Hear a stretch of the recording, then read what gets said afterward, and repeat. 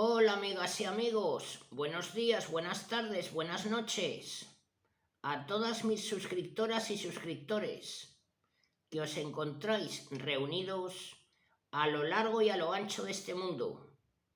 Desde aquí os mando un saludo y un fuerte abrazo. Nuevamente os doy la bienvenida a mi canal La Comarca, vuestro canal multicultural. En esta nueva ocasión os traigo la sexta parte de la grandísima y completa biografía histórica del gran escritor checo Franz Kafka. Bueno, amigas y amigos, comenzamos. Cada vez con menos convicción, Franz Kafka seguía asistiendo a conferencias y reuniones. Seguía frecuentando a los discípulos de Brentano y también iba a las reuniones que se celebraban en un centro cultural para estudiantes alemanes. Allí asistió en el invierno del año 1902 a una conferencia que despertó su interés. El conferenciante era un tal Max Brod, de unos 20 años, y él, tal Brod, con más acaloramiento que conocimientos, disertaba sobre la filosofía de Arthur Schopenhauer, contraponiéndola a la de Friedrich Nietzsche, poniendo muy alto a Schopenhauer, ponía muy bajo a Nietzsche, a quien calificaba de estafador. Al término de la conferencia, ya en la puerta del local, Franz Kafka no se mordió la lengua y empezó a discutir con el conferenciante. Según él, este se había permitido despachar a Nietzsche con excesiva ligereza, y Brod, cuyo amor era Schopenhauer, volvió a repetirle ya en la calle su aversión ante las obras de Nietzsche. Sea como fuere, de la discusión surgió imprevisiblemente la amistad, porque la discusión terminó y el tal Brod se sintió a la vez intrigado y atraído. Cambiaron de tema y empezaron a hablar de literatura en una callejuela, avanzando al azar hacia la casa de Brod. Más hablador que de costumbre y sin esperar las opiniones del conferenciante, Kafka condenaba la literatura rebuscada, la inventada artificiosamente según el dictado de fríos principios intelectuales. Muy pronto, Max Brod se convertía en el mejor amigo de Kafka en su ventana a la calle. Brod podía comprenderle mejor que nadie. También él se debatía entre los tediosos estudios de derecho y una honda y definida vocación de escritor. Y él sí sabía entender o al menos escuchar ciertas cosas raras que Franz Kafka quería comunicar. Esos Dios no quiere que yo escriba, pero yo debo hacerlo.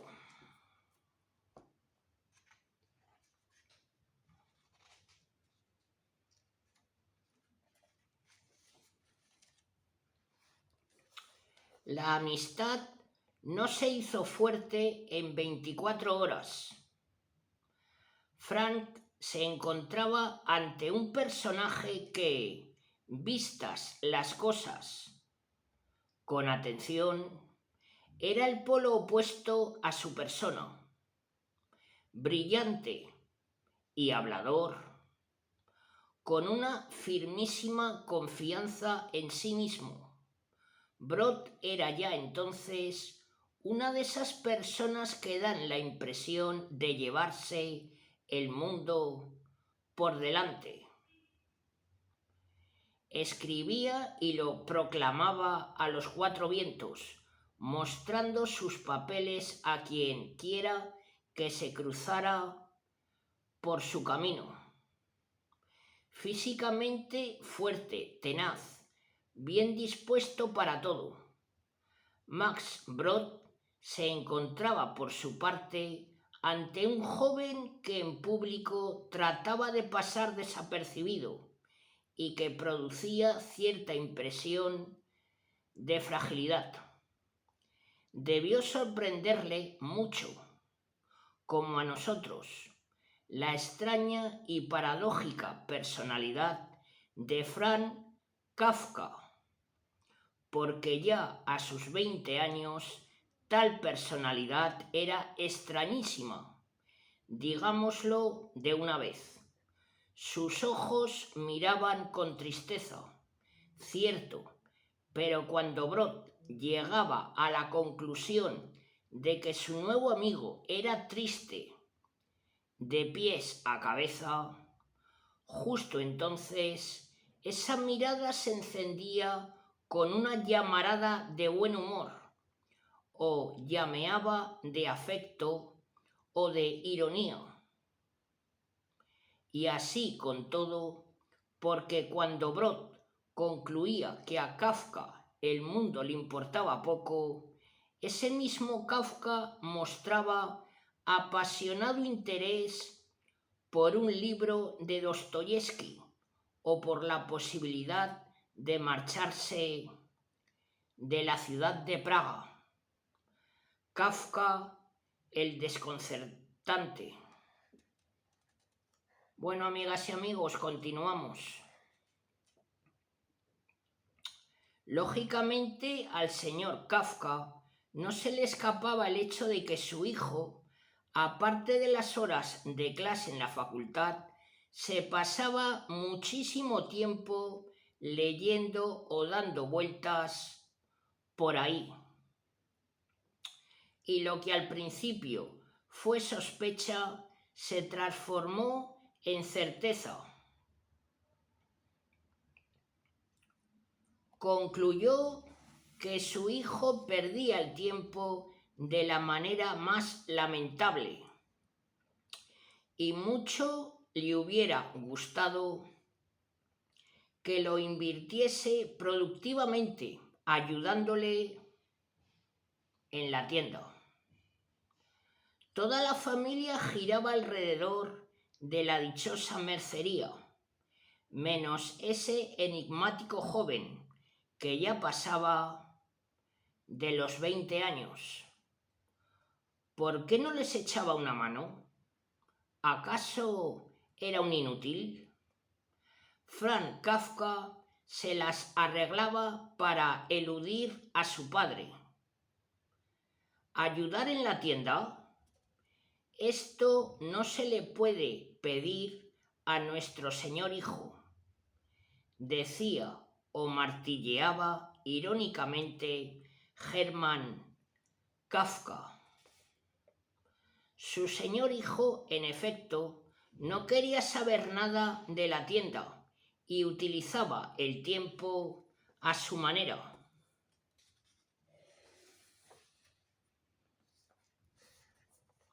Sabemos que estudiaba poco y que buscaba un fuego muy especial, exigiendo libros capaces de abrir anchas heridas en la conciencia.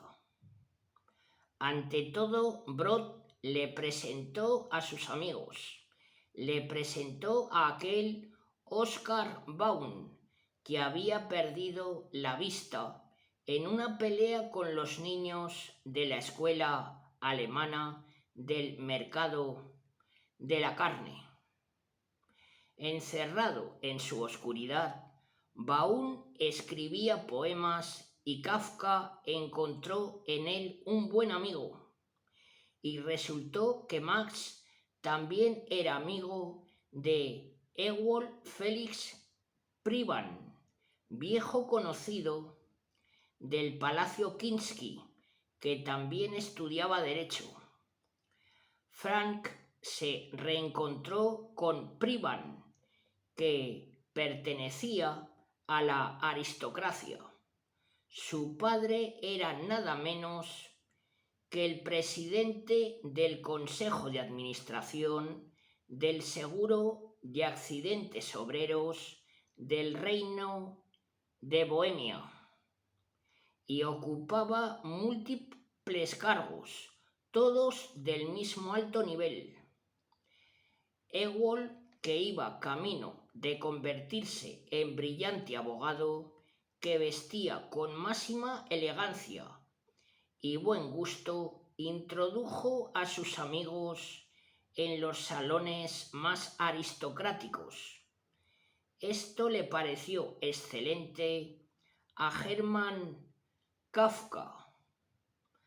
Para no desentonar, Frank se compró un libro titulado Los buenos modales en sociedad. Pero esta era solo parte de la cuestión. Interesado por todo, Max sacaba a Kafka del centro de su círculo solitario. Se lo llevaba a ver a Prickbrand y luego de vagar por las calles, por lo que quedaba del viejo Josefstadt. Luego de hablar de literatura ante pesadas jarras de cerveza en alguna miserable taberna, los tres acababan lanzando bolas de nieve contra la ventana de un tal Felix Welch. Esta parte del programa no era del agrado de Hermann Kafka. A las 12 de la noche, Wells abría su ventana hacia alguna divertida señal a los amigos que le llamaban y se reunía con ellos al instante. Siempre estaba dispuesto a bajar y otra vez por las calles, a las tabernas. Ahora las jarras de cerveza eran 4 y la conversación iba de la literatura a la filosofía, el tema fuerte de Welch. Ese torbellino vital llamado Max Brod arrastraba a Franz Kafka. En estas ideas y venidas, Franz Kafka era capaz, como él mismo decía, de estar distraído y extremadamente alerta al mismo tiempo. No hablaba demasiado cuando estaba en grupo, pero, como aseguraba Brod, daba en el clavo siempre que se decidía a intervenir, porque a pesar de su aire de ausencia, que a veces resultaba muy marcado, no se le escapaba nada, ni el más pequeño detalle. Una característica muy suya era ese verlo todo, detalles incluidos. La impresión de que estaba distraído era siempre falsa. Y le gustaba vagar con Brod y sus amigos. Le gustaba beber cerveza en las oscuras tabernas y también le gustaba participar en algunas reuniones en la aristocrática mansión de los privan. Pero la verdad es que ni en uno ni en otro ambiente se encontraba perfectamente a sus anchas. A todas partes le acompañaba una peculiar e insobornable sensación de extrañeza ante las cosas que ocurren en el mundo. Esa extrañeza, ese asombro esencial, era el contrapunto anímico de todos sus movimientos, de sus tránsitos por las calles y de sus amables silencios cuando se sentaba en las muelles butacas de la mansión de los Privan. Franz Kafka sonreía amablemente, pero su amable sonrisa tenía algo enigmático y finalmente volvía siempre al centro de su círculo solitario. Con la ayuda del brillante Privan aprobaba uno tras otro los exámenes. Había aprendido a eludir a su padre y tenía una vida aparte, al margen de la casa, de la tienda y de la universidad. Pero cuando retornaba al centro de su círculo solitario, le volvían puntualmente sus hondas exigencias interiores, imposible reducirlas al silencio. Seguía frecuentando a Marty, pero no sacaba nada en limpio. ¿Qué podía esperar de la vida? De vez en cuando paseaba completamente solo.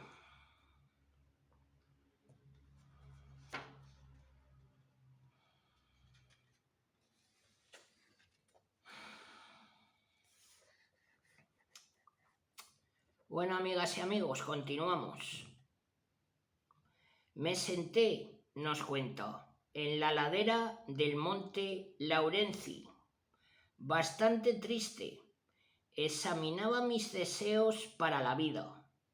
El más importante o el más atractivo resultó ser el deseo de adquirir una visión de la vida y de convencer a los demás de mi visión mediante la escritura, en la que la vida conservase su peso, sus naturales altibajos, pero en la que al mismo tiempo, con no menos evidencia, la vida fuese identificada como una nada, como un sueño, como un vago flotar.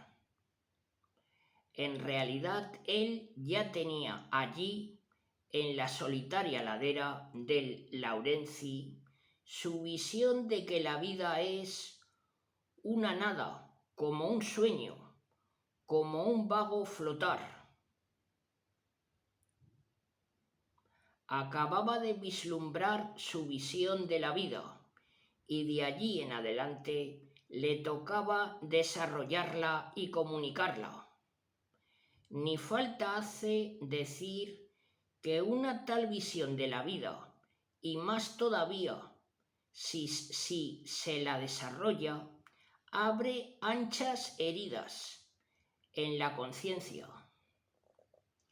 La vida como una nada, en efecto, la vida y también el mundo como una nada, como un sueño. Sin duda alguien preguntará por qué y pedirá una explicación, pero no sabríamos qué responderle, o tendríamos que responderle con indirectas, pues solo la intuición puede ayudarnos a comprender esa visión de la vida que se forjó aquel Kafka, que siendo niño se había sentido perplejo y atemorizado al pasar entre las reses desolladas que colgaban a su paso, mientras él mismo era arrastrado como por una fuerza superior, hasta la puerta de la escuela. Queda claro que mientras unos comprenderán intuitivamente la sensación de que la vida es como un vago flotar, otros no la comprenderán. En cualquier caso, ahí están los libros de Kafka, al alcance de la mano. En ellos el mismo trato de comunicarnos que la vida es algo así como un sueño.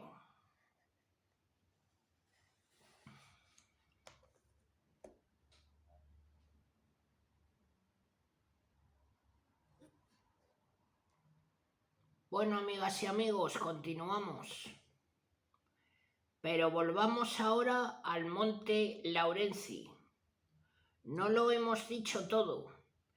En la soledad del monte, Franz Kafka tuvo la nítida sensación de que nunca el mundo le había engañado directamente, porque en realidad solo le había podido engañar a medias, a través de las palabras de todas las autoridades que le habían rodeado desde su infancia.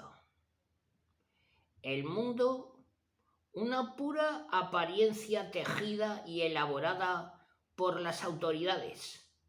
El verdadero mundo, un misterio, un enigma tan carente de sentido que obliga a los hombres a elaborar y tejer cuidadosamente una apariencia habitable para poder vivir.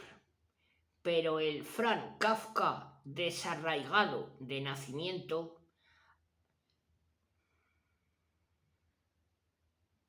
aquel que al ver abrir el arca de la alianza había recordado siempre las cajas que se abrían en las ferias de diversiones, cuando se acertaba en el blanco, jamás creyó de verdad en las palabras de las autoridades. Kafka sintió ya a sus 20 años que hasta el más concreto y simple de los actos, si se lo contempla a la luz terrible de ese misterio que es el mundo, se experimenta como misterioso sin sentido. Por ejemplo, como él escribió al evocar su escapada al Laurenzi: construir una mesa significa construir verdaderamente la mesa y al mismo tiempo no significa nada.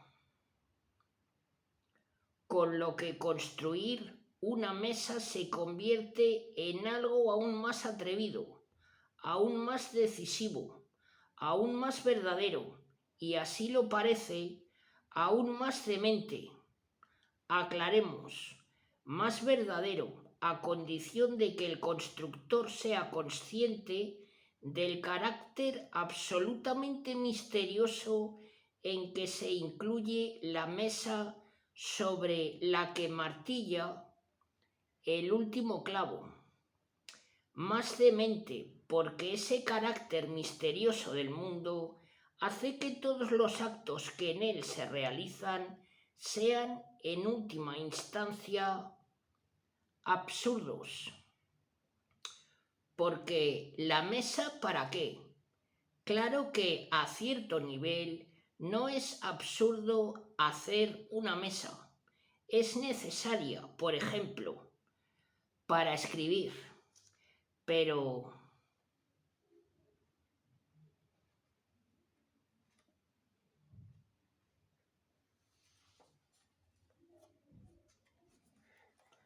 nos seguimos preguntando ¿para qué? Y veremos que pronto se abre una ancha herida en la conciencia y veremos hasta qué punto se agranda esa herida, si a los para que mezcla unos cuantos. ¿Por qué? Por ejemplo, ¿por qué el hombre?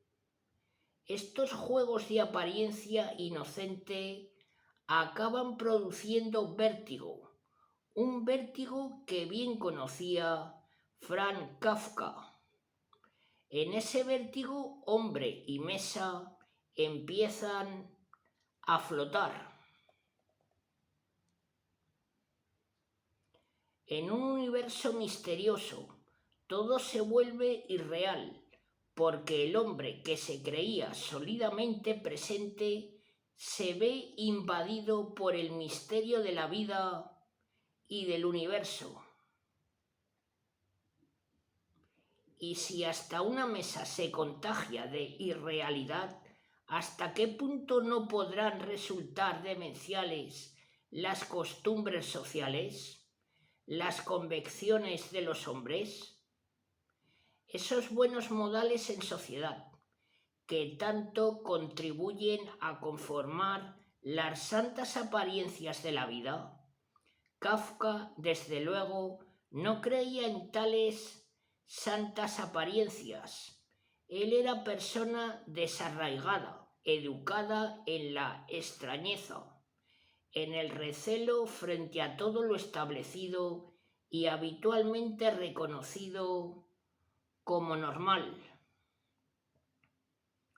El origen de su visión de la vida debe buscarse en sus circunstancias biográficas, en su desarraigo esencial e irremediable. Ni judío, ni checo, ni alemán. Para él nada, ninguna costumbre, ninguna apariencia. Era cosa sólida, vivida y creída desde la infancia.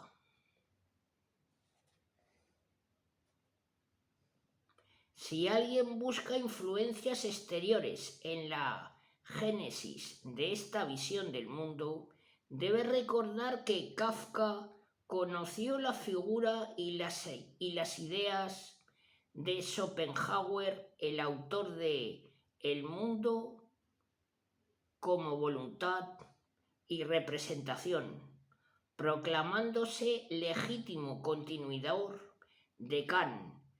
Schopenhauer insiste en que sólo conocemos la apariencia del mundo, el llamado velo de Maya, jamás su esencia. Ahora bien, téngase la seguridad de que Kafka habría sido Kafka aunque jamás hubiese leído nada de Schopenhauer, aunque Max Brod no hubiese tratado de explicarle sus ideas. En realidad, Kafka solo ahondó en sus obsesiones personales y jamás en las doctrinas de los filósofos. Por eso sería equivocado pensar que Nietzsche, Schopenhauer o Brentano tuvieron sobre él una influencia determinante. Brod recuerda que su amigo era prácticamente incapaz de seguir largos razonamientos abstractos. Kafka intentaba expresar sus propias obsesiones, su íntima y personal manera de sentir el mundo y la vida. Era un escritor, no un filósofo. Después de haber destruido sus primeros escritos y después de haberle dicho una especie de adiós a la juventud desde el monte Laurenzi, Kafka se puso nuevamente a escribir. Tenía 21 años cuando empezó a escribir Descripción de un combate. Y cosa sorprendente, Franz Kafka se expresa allí con voz propia y de cuerpo entero. ¿Cuántos escritores tardan años y años en encontrar su propia voz? Marcel Proust, el autor de A la búsqueda del tiempo perdido, la encontró a los 37, Kafka a los 21. ¿Qué se traía Kafka entre manos? Brod estaba intrigadísimo. pero ni siquiera el propio Kafka podía resumir en pocas palabras la novela que estaba escribiendo. Un hombre estaba sentado en un cómodo sillón, comiendo pastelillos, completamente abstraído en medio de una fiesta, y está a punto de servirse un trago de su tercera copa de Benedictine. De pronto se abre una puerta y aparece un sujeto todo revuelto y acalorado que se dirige directamente a él. Se ríe de sus pastelillos y le dice de golpe: «Discúlpeme que me dirija a usted, pero he estado hasta ahora sentado con mi muchacha en la habitación contigua, desde las 10:30».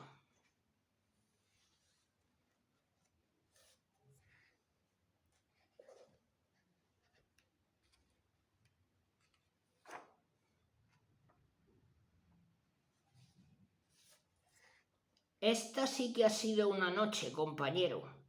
Comprendo que no está bien que se lo cuente. Apenas nos conocemos. ¿No es así? Apenas si hemos cambiado unas palabras en la escalera al llegar. Con todo, le ruego que me disculpe, pero ya no soportaba la dicha. Era más fuerte que yo. Y como no tengo en quiénes confiar, así empieza el diálogo. El acalorado sujeto insiste en que ha estado besando a la muchacha, una tal Anita, en la habitación contigua. «Dios mío», exclamaba emocionado, pero entonces, viendo que algunos invitados curiosos se acercan a escuchar, el hombre de los pastelillos dice bruscamente, en alta voz: «Bien, si usted lo desea, voy con usted, pero insisto en que es una locura ir al monte Laurenzi en una noche de invierno». El otro se sorprende. «¿Quién ha hablado de ir al monte Laurenzi?». Se sorprende, pero acepta. Echan a andar escaleras abajo. Una criada que lleva en torno al cuello una graciosa cinta de terciopelo negro les abre el portal. Solo por el modo en que se abraza y besa al acalorado sujeto, deducimos que se trata de Anita en persona. Ambos personajes salen a la calle y se inicia la desaforada marcha nocturna hacia el monte Laurenzi. Inaudita y desaforada marcha porque discuten, porque no saben por qué van juntos. Inaudita además porque el hombre de los pastelillos, como en una pesadilla, comienza a sentir miedo. Y si el acalorado sujeto saca un cuchillo de su abrigo y lo apuñala al amparo de la oscuridad, entorpecido por el miedo, acaba resbalando en el hielo y haciéndose daño en una rodilla. Pero el otro, implacable, le obliga a continuar. Y a medida que avanzan por las heladas y fantasmales calles, nos va entrando la sospecha de que los que parecen dos son en realidad uno solo. También, según confiesa, el hombre de los pastelillos es amado por una mujer que lleva una cinta de terciopelo como la de Anita. Y esta impresión casi se convierte en certeza cuando llegamos al segundo capítulo, el hombre de los pastelillos salta sobre los hombros de su acompañante, a quien tanto temía momentos antes, y lo espolea como si fuese un caballo. Al Laurenci. Algo avanzan en la noche, pero la montura vacila y finalmente se desploma, haciéndose daño en la rodilla. Los dos o él mismo tienen ahora una rodilla dañada.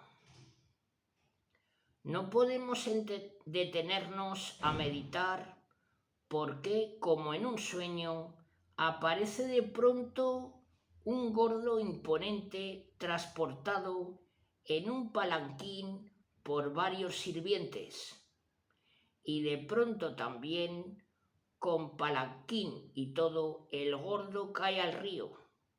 Fascinado, el hombre de los pastelillos observa cómo se lo lleva la corriente. No intentes salvarme, le dice el gordo. Se hundirá, pues irremediablemente, pero así como en los sueños el tiempo se detiene, aquí la imagen permanece suspendida y el gordo tiene tiempo de contar los hechos más importantes de su vida. Cuenta el gordo que en otro tiempo estuvo enamorado de una mujer y que por esta razón iba todos los días a la iglesia, no para rezar, sino para verla, porque ella sí rezaba. Al atardecer la contemplaba embelesado. Una vez la joven no fue como de costumbre, y el gordo se fijó en un hombre extraordinariamente delgado, que de rodillas gemía y se daba violentos cabezazos contra el suelo.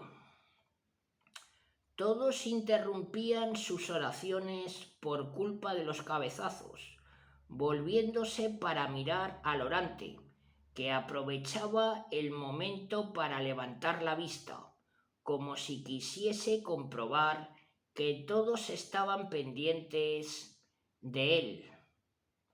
Cuenta el gordo que quedó muy intrigado. Quiso conocer la verdad del orante y finalmente lo abordó una tarde. ¿Cuál era esa verdad? Tras declararse inocente, tras defenderse del gordo,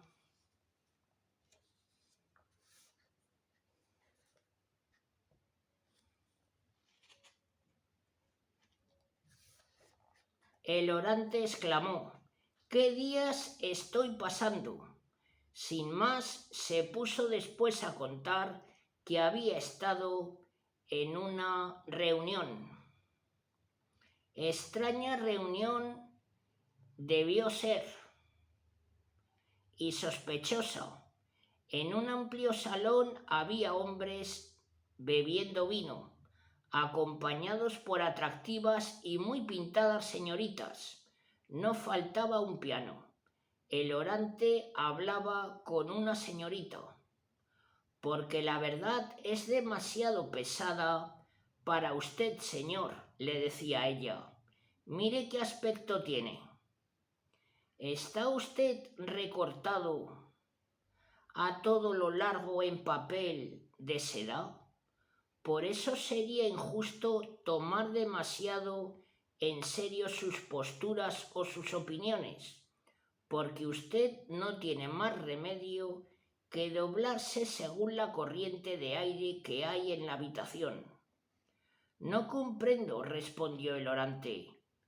«Nos rodean unas cuantas personas que dejan caer los brazos sobre los respaldos de las sillas o se apoyan en el piano, o que, indecisos, se llevan la copa a los labios o van temerosas a la habitación contigua y después de golpearse en la oscuridad el hombro izquierdo contra un cajón, respiran frente a la ventana abierta y piensan: allí está Venus, el lucero vespertino, y yo formo parte de esta reunión, pero no sé si tiene algún sentido. No lo encuentro, pero no sé ni siquiera si tiene algún sentido. Y vea usted, querida señorita, el orante con seguridad, borracho, prosiguió su largo discurso. Sin que él se diera cuenta, la señorita ya se había levantado y estaba con varios jóvenes cerca de una ventana. Cuando terminó de hablar, el orante descubrió que estaba solo y la vio allá a lo lejos. Entonces le entraron ganas de tocar el piano. Esta noche tocaré el piano. Seguidamente intentó acercarse a él. El pianista, claro es, no le cedió su lugar y el forcejeo llamó la atención de la dueña de la casa y de los presentes. «Señora, tengo que tocar». El orante logró sentarse al piano, pero los dos caballeros lo apartaron, llevándoselo en volandas hacia una mesa mientras lo columpiaban ligeramente y silbaban una canción.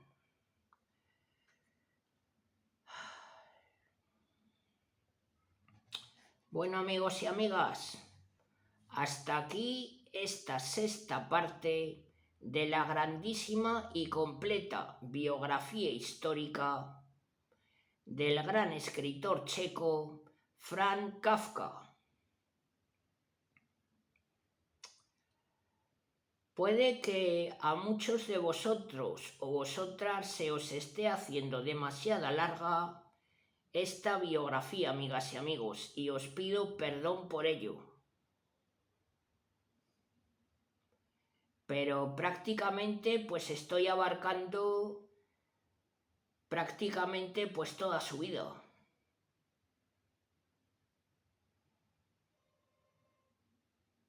Estamos ante un prodigio de la literatura del siglo XX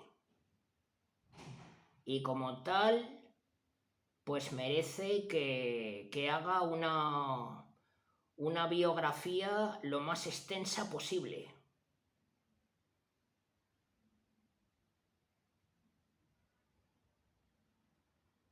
Bueno, amigas y amigos, si os gustan estos vídeos, agradeceré vuestros likes. Mañana lunes os traeré la séptima parte. Os mando un saludo a todas y a todos. Hasta muy pronto.